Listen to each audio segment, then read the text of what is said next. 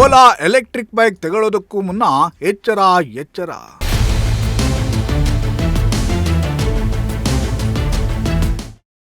ಪ್ರಜಾಶಕ್ತಿ reality ಚೆಕ್ನಲ್ಲಿ ಬಯಲಾಯಿತು Ola service ಕರ್ಮಕಾಂಡ.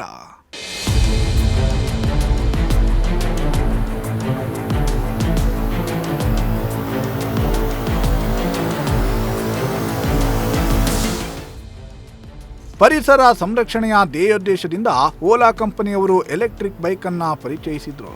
ಅದೇ ಟೈಮ್ನಲ್ಲಿ ಕಾಂಗ್ರೆಸ್ ಸರ್ಕಾರ 200 ಯೂನಿಟ್ ಫ್ರೀ ಕರೆಂಟ್ ಕೊಟ್ಟ ಮೇಲೆ ಓಲಾ ಎಲೆಕ್ಟ್ರಿಕ್ ವಾಹನಗಳಿಗೆ ಫುಲ್ ಡಿಮ್ಯಾಂಡ್ ಸೃಷ್ಟಿಯಾಗಿತ್ತು. ಜನರಂತೂ ನಾ ಮುಂದು ತಾ ಮುಂದು ಎಂಬಂತೆ ಮುಗಿಬಿದ್ದು ಓಲಾ ಗಾಡಿಯನ್ನ ತಗೋತಾ ಇದ್ರು. ಆದರೆ ಓಲಾ ಕಂಪನಿಯವರು ಸರ್ವಿಸ್ ಹಾಗೂ ಬಿಡಿ ಭಾಗಗಳ ನಿರ್ವಹಣೆಯನ್ನ ಸರಿಯಾಗಿ ಮಾಡ್ತಾ ಇಲ್ಲ ಅಂತ ಗ್ರಾಹಕರು ದೂರುತ್ತಿದ್ದಾರೆ.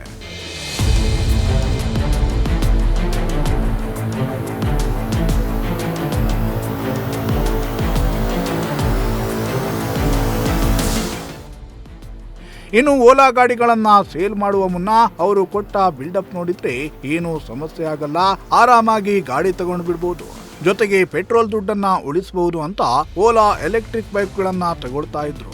ಆದ್ರೆ ತಗೊಂಡ ಮೇಲೆ ಈ ಬ್ಯಾಟರಿ ಗಾಡಿ ಸಹವಾಸ ಸಾಕು ಅನ್ನುವ ಹಾಗೆ ಆಗಿದೆ ಅಂತ ಗ್ರಾಹಕರು ಹೇಳ್ತಿದ್ದಾರೆ. ನಾವ್ಯಾಕೆ ಈ ಮಾತನ್ನ ಹೇಳ್ತಾ ಇದ್ದೀವಿ ಅಂದ್ರೆ ಓಲಾ ಕಂಪನಿ ಸರ್ವಿಸ್ನ ವಿಚಾರವಾಗಿ ಪ್ರಜಾಶಕ್ತಿಗೆ ಸಾಕಷ್ಟು ಗ್ರಾಹಕರು ಸಾಕಷ್ಟು ದೂರುಗಳನ್ನ ನೀಡಿದ್ರು.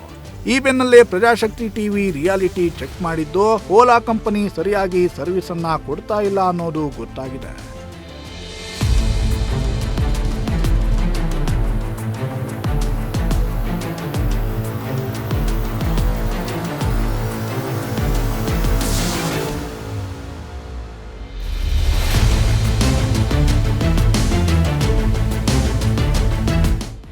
ಓಲಾ ಗಾಡಿಗಳು ಮಾರಾಟ ಮಾಡುವ ವೇಳೆ ಇದ್ದ ಚಾರ್ಜಿಂಗ್ ಸ್ಟೇಷನ್ಗಳು ಈಗ ಕೆಟ್ಟು ನಿಂತಿವೆ. ಹೀಗಾಗಿ ಓಲಾ ಗಾಡಿಗಳು ಕೆಟ್ಟು ನಿಂತರೆ ಕಿಲೋಮೀಟರ್ ಗಟ್ಟಲೆ ತಳ್ಳಿಕೊಂಡೇ ಹೋಗಬೇಕಾದ ಪರಿಸ್ಥಿತಿ ನಿರ್ಮಾಣ ಆಗಿರೋದು ಪ್ರಜಾಶಕ್ತಿ ರಿಯಾಲಿಟಿ ಚೆಕ್ನಲ್ಲಿ ಬಯಲಾಗಿದೆ. ಓಲಾ ಚಾರ್ಜಿಂಗ್ ಸ್ಟೇಷನ್ಗಳು ಊರು ತುಂಬಾ ಇದ್ದಾವೆ, ಯಾವುದೇ ಚಾರ್ಜಿಂಗ್ ಪ್ರಾಬ್ಲಮ್ ಆಗಲ್ಲ ಅಂತಿದ್ರು. ಆದ್ರೀಗ ಚಾರ್ಜಿಂಗ್ಗೆ ಸಮಸ್ಯೆ ಆಗಿದೆ. ಇಲ್ಲಿ ಒಂದು ಪಾಯಿಂಟ್ ವರ್ಕ್ ಆಗ್ತಿಲ್ಲ, ಅಲ್ಲಿಂದ ಬಂದ್ವಿ. ಸೊ ವರ್ಕ್ ಆಗ್ತಿಲ್ಲ ಅಂದರೆ ತಿರ್ಗಾ ಬೇರೆ ಕಡೆ ಚೆಕ್ ಮಾಡೋಕ್ಕೆ ತೊಗೊಂಡು ಹೋಗ್ತಾ ಇದ್ದೀವಿ. ಸೊ ಇದು ಒಂದು ಇರೋದಾದ್ರೂ ಮೇಂಟೈನ್ ಮಾಡಿದ್ರೆ ಚೆನ್ನಾಗಿರುತ್ತೆ. 50% ಎರಡು ವರ್ಕ್ ಆಗಲ್ಲ. ಎಲ್ಲಾದರೂ ರೇಟ್ ಕೇಸು ಒಂದು ವರ್ಕ್ ಆಗುತ್ತೆ, ಅದು ತುಂಬ ವೆಯ್ಟ್ ಮಾಡುತ್ತೆ. ಇನ್ನು ಒಂದು ಚಾರ್ಜಿಂಗ್ ಪಾಯಿಂಟ್ ಅಲ್ಲಿ ಸುಮಾರು ಗಾಡಿಗಳು ಚಾರ್ಜ್ ಆಗೋದ್ರಿಂದ ಗನ್ ಪಾಯಿಂಟ್ ಬಿಸಿಯಾಗಿ ಸುಟ್ಟು ಹೋಗುತ್ತಿರುವ ಪರಿಸ್ಥಿತಿ ಎದುರಾಗ್ತಾ ಇದೆಯಂತೆ. ಅಲ್ಲದೆ 1 ವರ್ಷದ ಹಿಂದೆ ತಗೊಂಡ ಗಾಡಿ 25% ತೋರಿಸ್ತಾ ಇರೋ ಬ್ಯಾಟರಿ ಇಂಡಿಕೇಶನ್ ಇದ್ದಕ್ಕಿದ್ದ ಹಾಗೆ 3% ಆಗಿ ಗಾಡಿ ನಿಂತು ಬಿಡುತ್ತೆ ಅಂತ ಗ್ರಾಹಕರು ಅಳಲನ್ನ ತೋಡಿಕೊಳ್ತಾ ಇದ್ದಾರೆ. ಓಲಾ ಗಾಡಿ ತೊಗೊಂಡು ಆಲ್ಮೋಸ್ಟ್ ಇಲ್ಲಿಗೆ 6 ತಿಂಗಳಾಯ್ತೈತೆ. 6 ತಿಂಗಳಿಂದ ತುಂಬ ಪ್ರಾಬ್ಲಮ್ ಅಂದರೆ ಏನಂದರೆ ಗಾಡಿ ಬಟ್ ಪ್ರಾಬ್ಲಮ್ ಇರೋದು ಸರ್ವಿಸ್ ಸೆಂಟರ್ ಏನು ಪ್ರಾಬ್ಲಮ್ ಅಂದರೆ ಒಂದು ಬ್ರೇಕ್ ಪ್ಯಾಡ್ಗೆ ಸರ್. ಯಾಕಂದರೆ ಈಗ ನಾರ್ಮಲ್ ಲೋಕಲ್ ಸರ್ವಿಸ್ ಸೆಂಟ್ರಲ್ಲೆಲ್ಲ ಹೋದರೆ ಅರ್ಧ ಗಂಟೆಲಿ ಬ್ರೇಕ್ ಪ್ಯಾಡ್ ಹಾಕ್ಬಿಡ್ತಾರೆ. ಇಲ್ಲಿ ಒಂದು ಬ್ರೇಕ್ ಪ್ಯಾಡ್ಗೆ ಅಪಾಯಿಂಟ್ಮೆಂಟ್ ಫಿಕ್ಸ್ ಮಾಡ್ಕೋಬೇಕು. ಅದರಲ್ಲೂ ಅವರು ಹೇಳಿದ ಲೊಕೇಶನ್ಗೆ, ನಮ್ಮ ಮನೆಯಲ್ಲೋ ಇರುತ್ತೆ, ಅವ್ರು ಹೇಳಿದ ಲೊಕೇಶನ್ ಎಲ್ಲೋ ಇರುತ್ತೆ, ಆ ಲೊಕೇಶನ್ಗೆ ಹೋಗಿ ನಾವು ಬ್ರೇಕ್ ಪ್ಯಾಡ್ ಚೇಂಜ್ ಮಾಡ್ಕೊಂಡು ಆ ಲೊಕೇಶನ್ಗೆ ಹೋಗಬೇಕು. ಹೋಗಲಿ ಆಕ್ಸೆಸರಿ ಸಿಗುತ್ತಾ? ಹೊರಗಡೆನೂ ಸಿಗೋಲ್ಲ ಬ್ರೇಕ್ ಪ್ಯಾಡ್ ಸಿಕ್ಕಿದ್ರು ಬೇರೆಯವರು ಕೂಡ ರೆಡಿನೂ ಮಾಡ್ತಾ ಇಲ್ಲ, ಯಾಕಂದರೆ ಅವ್ರಿಗೆ ಬರ್ತಾ ಇಲ್ಲ. ಒರಿಜಿನಲ್ ಬ್ರೇಕ್ ಪ್ಯಾಡ್ ಸಿಗ್ತಾಯಿಲ್ಲ, ಶೋರೂಮಲ್ಲಿ ಸಿಕ್ಕಿದ್ರೆ ವಿತ್ ಇನ್ಕ್ಲೂಡಿಂಗ್ ಲೇಬರ್ ಕಾಸ್ಟ್ ಸೇರಿ ಬ್ರೇಕ್ ಪ್ಯಾಡ್ ಕೊಡ್ತಾರೆ. ಅದನ್ನು ಅಲ್ಲೇ ಫಿಟ್ ಮಾಡಿಸ್ಕೋಬೇಕು. ಅದು ಫಿಟ್ ಮಾಡಿಸ್ಕೋಬೇಕು ಅಂದರೆ ನಮ್ಮ ಮನೆ ಇರೋದು ಒಂದು 10 ಕಿಲೋಮೀಟರ್ ದೂರ ಇದ್ದರೆ ಆ ನಿಯರ್ ಕೊಡೋಲ್ಲ ಸರ್ವಿಸ್ ಸ್ಟೇಷನ್ನು. ಯಾವುದೋ ಒಂದು 20 ಕಿಲೋಮೀಟ್ರ್ 15 ಕಿಲೋಮೀಟರ್ ದೂರದಲ್ಲಿ ಸರ್ವಿಸ್ ಸ್ಟೇಷನ್ ಕೊಡ್ತಾರೆ. ಅದನ್ನು ನಾನು ಅಪಾಯಿಂಟ್ಮೆಂಟ್ ತೊಗೋಬೇಕು. ಅಪಾಯಿಂಟ್ಮೆಂಟ್ ತೊಗೊಂಡೋಗಿ ಅಲ್ಲೋದ್ಮೇಲೆ ಹೋಗಿ ಇಮಿಡಿಯೇಟ್ ಹಾಕ್ಕೊಡಲ್ಲ. ಅಲ್ಲೂ ಒಂದು 2 ಡೇಸು 3 ಡೇಸ್ ತೊಗೋತಾರೆ. ಓಕೆ, ಇದೊಂದು ಬ್ರೇಕ್ ಪ್ಯಾಡ್ದು ಒಂದು ಸಮಸ್ಯೆ ಬಿಟ್ಬಿಡಿ, ಏನೇ ಪ್ರಾಬ್ಲಮ್ ಆದ್ರೂ ಫಸ್ಟ್ ಅಪಾಯಿಂಟ್ಮೆಂಟ್ ಬುಕ್ ಮಾಡ್ಕೋಬೇಕು. ಒಂದು ಸಣ್ಣ ಏನೋ ಒಂದು ಮೈನರ್ ಇಶ್ಯೂ ಆಗಿರುತ್ತೆ, ಅಲ್ಲೇ ಚೆಕ್ ಮಾಡಲ್ಲ.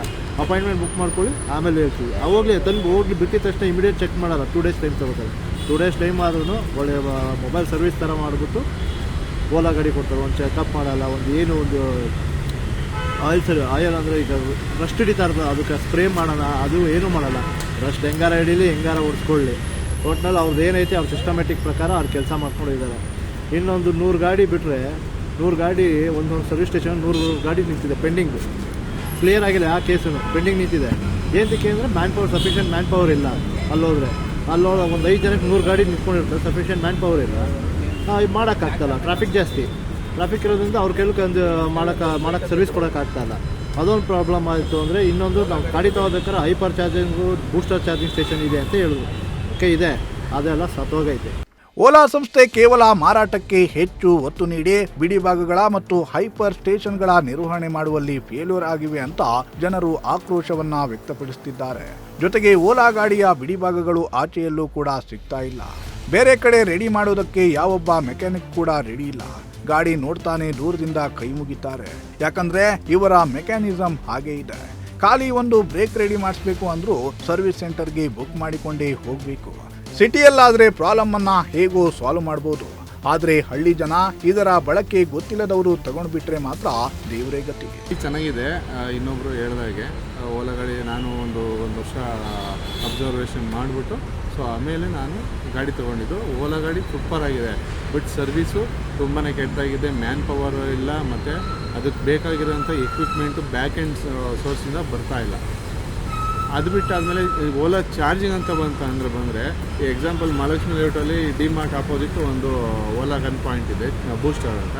ಸೊ ಅಲ್ಲಿ ಹೋದರೆ ಅವರು 5:15 ಇರೋದು 5 ಗಂಟೆಗೆ ಆಫ್ ಮಾಡಿಬಿಡ್ತಾರೆ. ಅಲ್ಲಿ ಕೇಳೋಕ್ಕೆ ಹೋದರೆ ಅವ್ರು ಸರಿಯಾಗಿ ರೆಸ್ಪಾನ್ಸೇ ಮಾಡಲ್ಲ. ನಂದು 0 ಇತ್ತು, 0ಇಂದ ಬೇರೆಯವ್ರ ಕೈಲಿ ಯಾರೋ ಓಲಾದವ್ರ ಹತ್ರ ಟೋ ಮಾಡಿಸ್ಕೊಂಡು ಇಲ್ಲಿ ಚಾರ್ಜ್ ಮಾಡ್ಕೊತಾ ಇದ್ದಾರೆ. ಅವರು ಹೆಂಗೆ ಅಂತಂದರೆ ದುಡ್ಡು ಮಾತ್ರ ತೊಗೊತಾರೆ, ಸರ್ವಿಸ್ ಮಾತ್ರ ಕರೆಕ್ಟಾಗಿ ಕೊಡ್ತಾ ಇಲ್ಲ. ಅದೇನೇ ಆಗಲಿ, ಓಲಾ ಗಾಡಿಗಳನ್ನ ಸೇಲ್ ಮಾಡುವಾಗ ಯಾವ ರೀತಿ ಸರ್ವಿಸ್ ಅನ್ನ ಕೊಡ್ತಾ ಇದ್ರೋ ಅದೇ ರೀತಿ ಮುಂದೆಯೂ ಸರ್ವಿಸ್ ನೀಡಿ ಗ್ರಾಹಕರ ಸಮಸ್ಯೆಯನ್ನ ಬಗೆಹರಿಸಬೇಕಿದೆ ಅನ್ನೋದು ಪ್ರಜಾಶಕ್ತಿ ಟಿವಿಯ ಕಳಕಳಿಯಾಗಿದೆ. ಸಿದ್ದಲಿಂಗಸ್ವಾಮಿ, ಪ್ರಜಾಶಕ್ತಿ ಟಿವಿ, ದೊಡ್ಡಬಳ್ಳಾಪುರ.